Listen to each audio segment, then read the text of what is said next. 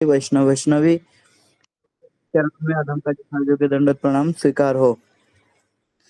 सबसे पहले आप सभी भक्त लोगों को, जो लोग ऑनलाइन माध्यम से इस कथा को सुनने के लिए बड़े ही उत्सुक हैं कि कृष्ण जन्माष्टमी किस रूप में पालन करें, कैसे अभिषेक आदि करें, विधियां सब। सबसे पहले तो सब सारे भक्त लोगों को जन्माष्टमी के हार्दिक हार्दिक शुभकामना। बड़ा ही विशेष पावन अवसर आया है। हम लोग श्री कृष्ण जन्माष्टमी व्रत को विशेष रूप में हम लोग पालन करने जा रहे हैं। अगले 27 तारीख को भगवान के श्री जन्माष्टमी जन्म उत्सव पालन किया जाएगा। कथा का जो विषय है जन्माष्टमी व्रत कैसे पालन करें, तो जन्माष्टमी व्रत को बिल्कुल श्री एकादशी व्रत जैसे ही जन्माष्टमी व्रत को पालन करने के लिए हरिभक्ति विलास में विशेष रूप में वर्णन किया गया। जिस प्रकार हम लोग एकादशी में अनुकल्प आदि ग्रहण करते हैं, उसी प्रकार ही जन्माष्टमी व्रत को उसी प्रकार ही पालन करना है। भगवान के जन्म तिथि को भी विशेष रूप में पालन करना है। मतलब क्या है, जिनका सामर्थ्य हो, जैसे एकादशी के लिए कहा गया है कि एकादश्या तो निराहारम, एकादशी निर्जला करे। कोई बोलेगा कि भैया निर्जला करेंगे तो फिर हो सकता है एकादशी को ही भगवत धाम से जाना पड़े, जय सिया राम हो जाए। तो कोई बात नहीं, कोई अगर निर्जला नहीं कर पा रहा तो जल लेकर के एकादशी करे, सजला। कोई कहेगा वो भी नहीं हो पा रहा है तो कोई बात नहीं, दूध पी करके करो। बोलेगा वो भी नहीं हो पा रहा है तो दही खा करके करो। वो भी नहीं हो पा रहा है तो पंचगव्य करके करो। वो भी नहीं हो पा रहा है तो एकादशी करने की विधि बताएं, सफला, फल खा करके करो, एक टाइम फल लेकर के करो। वो भी नहीं हो पा रहा है तो अनुकल्प की विधि बताया गया है, जिसमें हम लोग कुट्टू के आटे के वो पकोड़ा आदि बनाते हैं और तरह तरह की जो व्यंजन आदि बनाते हैं, जिसमें अन्न वर्जित है। हाँ, जो पंचशस्य है वो वर्जित है। वो सारी चीज जो हम लोग मखाने के खीर आदि बनाते हैं और सब्जी आदि बनाते हैं, आलू दम आदि बनाते हैं, जो रसा वसा बनाते हैं, तो उसको लेकर के खाओ करो। गुरुजी कहते हैं दिन के 12 बजे तक कुछ मत लो, फिर 12 बजे के बाद लो। कोई शुगर पेशेंट आकर के गुरुजी के पास बोला कि गुरुजी 12 बजे से पहले तो मेडिसिन खाना है, तो गुरुजी कहते हैं कोई बात नहीं, तुम जितने बार खाना है खाओ, एकादशी व्रत करो। सेम कंडीशन जन्माष्टमी व्रत में भी लागू है।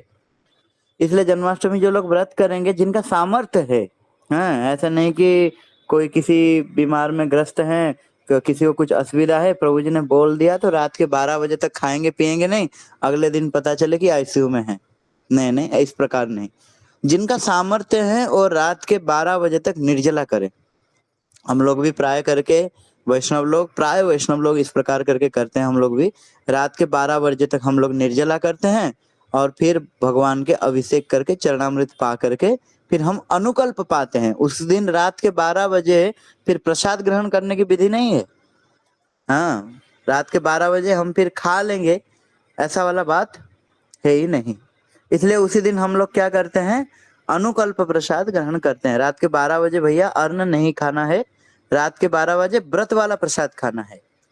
दूसरी बात है, अगर कोई बोलेगा रात के 12 बजे तक हम लोग अगर विशेष रूप में हम इतने देर तक उपवास नहीं कर सकते हैं, तो उसके लिए वो सुबह सुबह ठाकुर को अपने अर्चन के समय पर जैसे अभिषेक करे, या मंदिर पास में मंदिर हो तो चरणामृत ला करके रखे और थोड़ा सा चरणामृत पिए। सुबह दिन के 10 बजे हो, 12 दिन के 12 बजे हो, शाम के समय हो, रात के समय हो, वो व्रत वाला प्रसाद जो एकादशी में बनता है, वही प्रसाद ही जन्माष्टमी व्रत में भी खाया जाता है। इसलिए जन्माष्टमी व्रत का भी बड़ा विशेष महिमा है। कोई कोई लोग कह रहे हैं 26 को जन्माष्टमी है, कोई कह रहे हैं 27 को जन्माष्टमी है, तो इसमें विशेष रूप में हर्ष वाला ही बात है। हाँ, दो दो दिन उत्सव है। हाँ, हम लोगों को बिल्कुल ही संशय नहीं करना चाहिए। इस केस में तो बिल्कुल संशय नहीं करना चाहिए। भैया 2 दिन जन्माष्टमी है तो 2 दिन आनंद मनाओ। तो व्रत किस दिन करें, बोले 26 तारीख को विशेष रूप में अगर मोहल्ले में कर रहे हैं तो उनका भी सम्मान करना है, विरोध नहीं करके। घर में बड़े सुंदर रूप में ठाकुर को केक वेक काटो। जन्माष्टमी व्रत के दिन तो केक खा नहीं सकते, हाँ, 56 भोग लगा के खा नहीं सकते, आ नहीं सकते। इसलिए एक दिन पहले अगर हो रहा है तो उसी दिन भी जगत के लोग जन्माष्टमी मना रहे हैं, तो उसी दिन भी क्या करो, तरह तरह के व्यंजन भगवान को भोग लगा करके ग्रहण करो। लेकिन वैष्णव लोग जिस दिन पर हम लोग संप्रदाय में जुड़े हैं, गौड़ीय संप्रदाय में जुड़े हैं, 4 संप्रदाय के अंदर ये गौड़ीय संप्रदाय है, इसलिए जो 4 संप्रदाय है, जो वैष्णव संप्रदाय है, वो लोग 27 को ही करते हैं, वो लोग 27 को ही विशेष रूप में करेंगे। इसीलिए जो 4 संप्रदाय में जुड़े हैं वो वैष्णव लोग 27 को करेंगे। और एक बार अगर वैष्णव लोग बोल दिया, पंजिका में निकल गया कि 27 को है, तो वहां पर पूछने की कोई आवश्यकता है ही नहीं कि 26 को करें, कि प्रभु जी 27 को करें कि 28 को करें, ये सब पूछने की जरूरत है नहीं।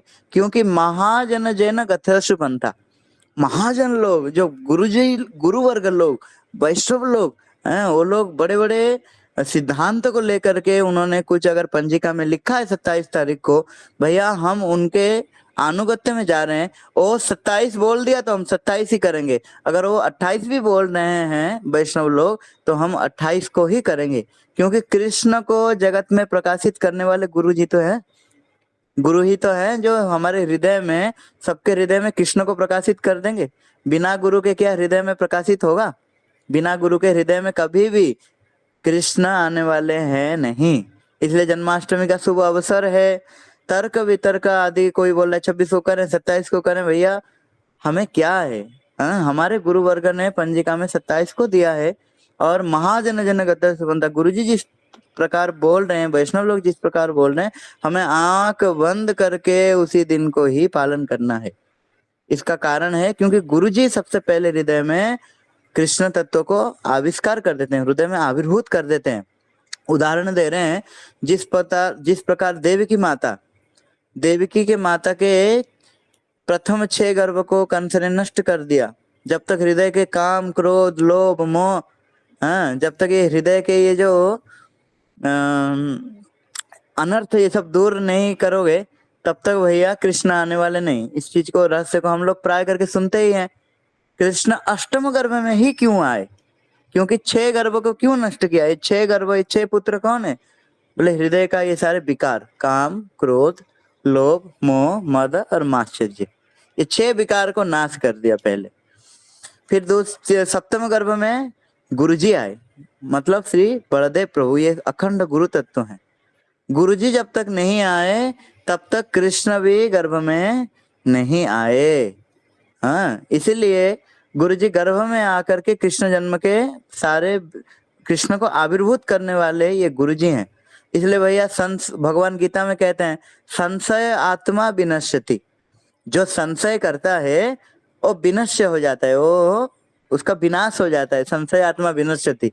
इसीलिए हम लोग गुरु पदाश्रय हो गए, हम लोग वैष्णव के अनुगत्य में हैं, फिर भी हमारा मन में संशय है। पड़ोसी 26 को कर रहा है, हाँ वो लोग ये कर रहे हैं, वो लोग वो कर रहे हैं, भैया इसका मतलब हृदय में वही संशय है। पूर्ण रूप में गुरुजी और वैष्णव के प्रति हमारा शरणागत अभी तक नहीं हुआ। गुरुजी कह रहे हैं कि जिस दिन जन्माष्टमी करना है, हमें आंख बंद करके उसी दिन ही जन्माष्टमी व्रत को पालन करना चाहिए। यही मर्यादा है, यही सिद्धांत है। दूसरी बात, कोई प्रश्न करते हैं हमारे संप्रदाय में ये व्रत दो दिन क्यों आता है? क्यों 2 दिन आता है? तो यहाँ पर इसका बड़े सुंदर समाधान कर रहे हैं। हम लोग सौर गणना को ही लेकर के चलते हैं।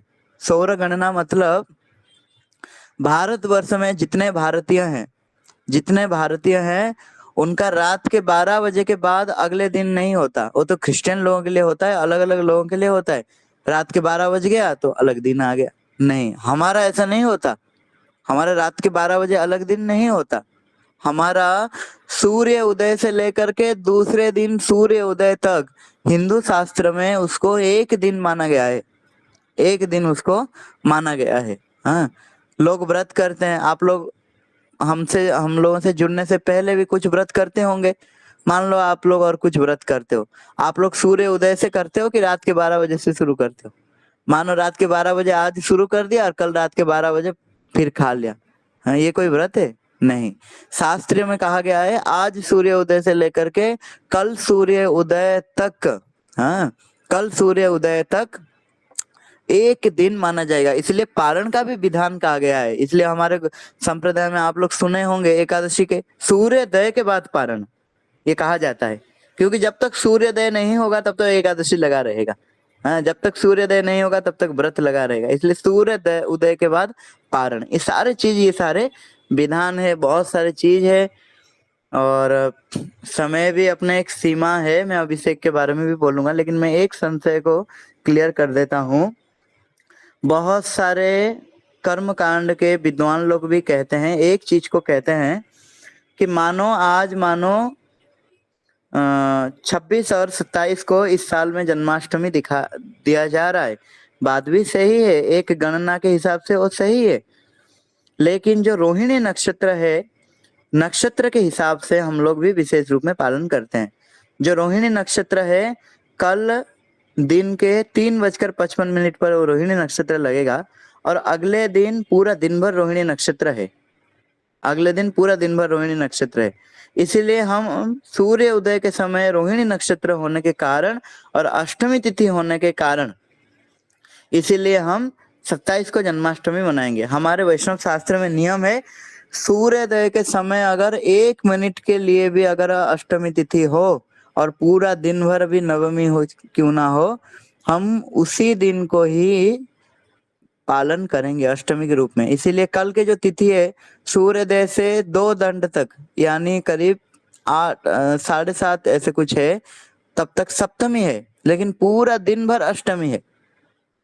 पूरा दिन भर अष्टमी है, लेकिन अगले दिन थोड़ी देर के लिए अष्टमी है, सूर्य उदय के समय पर अष्टमी है, इसलिए हम लोग 27 तारीख को ही पालन करेंगे। खैर, ये सारे बड़ा उच्च विचार है, ज्योतिषी है, आप लोग को विशेष रूप में समझ में नहीं आएगा। लास्ट में कंक्लूजन विशेष रूप में यही है कि महाजन जनगत सुपंथा, वैष्णव लोग जिस दिन जिस समय जो बोल देंगे उसको ही हमें पालन करना है। गुरु वर्ग जिस समय हमें जो उपदेश देंगे उसको ही हमें पालन करना है। दूसरी बात है, जो अभिषेक कैसे करें, ये तो रहा व्रत के विधि। और रात के 12 बजे तक हमें व्रत करना है, और रात के 12 बजे हो सकते तो निर्जला तक करो, नहीं कर सकते तो अनुकल्प दिन में एकादशी जैसा प्रसाद पाओ। रात के 12 बजे के बाद भी एकादशी जैसा ही प्रसाद पाना है, और अगले दिन फिर पारण करना है। अगले दिन पारण के समय है सूर्योदय के बाद, वही सूर्योदय के बाद और 10:12 के पहले पारण के समय है। जिस प्रकार हम लोग एकादशी में कुछ वैष्णव को दान दक्षिणा आदि देते हैं, ठाकुर को विशेष रूप में सेवा करके द्वादशी का पारण करते हैं, उसी प्रकार भी इस जन्माष्टमी व्रत में भी ऐसे ही पारण करना है। अब रहा महाअभिषेक की बात है, जो अभिषेक हम लोग कैसे करें। सबसे पहले तो अपने अपने गोपाल जी को अगर अभिषेक कर रहे हो तो एक बड़ा सा परात थाली लाओ, और परात थाली में थोड़ा सा चंदन और तुलसी दे करके ठाकुर जी को बिठाओ। ठाकुर जी को कभी भी उलग्न वस्त्र, यानी बिना कपड़े के ठाकुर जी को नंगे थाली में नहीं बिठाना चाहिए। वहां पर ठाकुर को सूती कपड़ा, हाँ, जिस कपड़ा पे सिलाई नहीं हुआ हो, ऐसे कपड़ा को ठाकुर को थोड़ा सा धारण कराना है। कोई भी एक रुमाल हो, कोई भी एक सफेद कपड़ा को काट करके उसको थोड़ा सा भगवान को नीचे की तरफ पहनाना है, और ठाकुर के अभिषेक करना है। अभिषेक करने से पहले आप लोग दूध, दही, शहद, घी, बूरा, किसी का सामर्थ्य हो तो आम के रस, गन्ने के जूस और तरह तरह फ्रूट जूस भी आप रख सकते हो, नारियल पानी आदि रख सकते हो। लेकिन जिसका सामर्थ्य नहीं हो, केवल दूध, पंचामृत यानी दूध, दही, शहद, घी, बूरा, ये 5 चीज से ठाकुर का अभिषेक होता है। हाँ, सबसे पहले ठाकुर को थोड़ा सा हम लोग श्रीअंग में जैसे हम लोग तेल लगाते हैं, जैसे हमारे शरीर में हम लोग तेल लगाते हैं नहाने से पहले, उसी प्रकार थोड़ा सा हाथ में घी लेकर के पूरा विग्रह में घी लगाना है थोड़ा सा। उसके बाद सबसे पहले ठाकुर के ऊपर पानी देना है, और पानी देने के बाद फिर से दूध से ठाकुर को स्नान कराना है। दूध स्नान के बाद फिर से पानी से स्नान कराना है, फिर से दही स्नान कराना है, दही के बाद फिर से पानी देना है, फिर उसके बाद घी देना है। घी के बाद फिर से पानी देना है, फिर उसके बाद शहद देना है, फिर उसके बाद पानी देना है, फिर उसके बाद बूरा देना है, फिर उसके बाद पानी देना है। प्रत्येक दूध, दही, घी, शहद, बूरा, ये क्रम है। दूध, दही, घी, शहद, बूरा, ये एक एक बार देते जाएंगे और उसके देने के बाद एक एक बार ठाकुर को साधारण जल से भी नहाते जाएंगे। ये है अभिषेक करने की विधि। उसके बाद कोई फल जूस, फल रस हो तो फ्रूट जूस हम दे सकते हैं, ठाकुर को अभिषेक करेंगे। और उसके बाद नारियल के पानी हो तो सबसे लास्ट में नारियल के पानी देंगे, थोड़ा सा फूल देंगे, फिर ठाकुर के बढ़िया सुंदर श्रृंगार करेंगे, बढ़िया व्यंजन सारे ठाकुर को भोग लगाएंगे, फिर उसके बाद हम आरती करेंगे। ये है एक सिंपली जो भक्त लोग जो घर घर में जो अभिषेक करेंगे, इसका ये है एक विधि कि हम किस प्रकार से अभिषेक करें। अभिषेक करते समय पर हमें कौन सी मंत्र पाठ करनी चाहिए? जो व्यक्ति थोड़ा सामर्थ्य है, पुरुष लोग, क्योंकि ये वेद मंत्र है तो माताओं को इसका अधिकार नहीं। घर में पुरुष लोग अगर कोई, जैसे कोई प्रभु जी लोग अगर विशेष रूप में थोड़ा इंटरेस्टेड हो तो हमारे अर्चन दीपिका से पुरुष सूक्ति मंत्र को पाठ करेंगे। केवल पुरुष लोग, माताएं मंत्र को पाठ नहीं करेंगे, केवल पुरुष लोग इसको पाठ करेंगे, पुरुष सूक्ति। अगर ये भी नहीं हो पा रहा है तो हरे कृष्ण महामंत्र से ठाकुर जी का बड़े सुंदर रूप में अभिषेक होगा। हरे कृष्णा महामंत्र से आप लोग अभिषेक करेंगे और ठाकुर को उसी दिन नया वस्त्र, बड़े सुंदर रूप में नया वस्त्र पहनाना है और 56 भोग हो सके तो लगाना, अपने सामर्थ्य के हिसाब से मिठाई आदि सब मतलब लगाना है।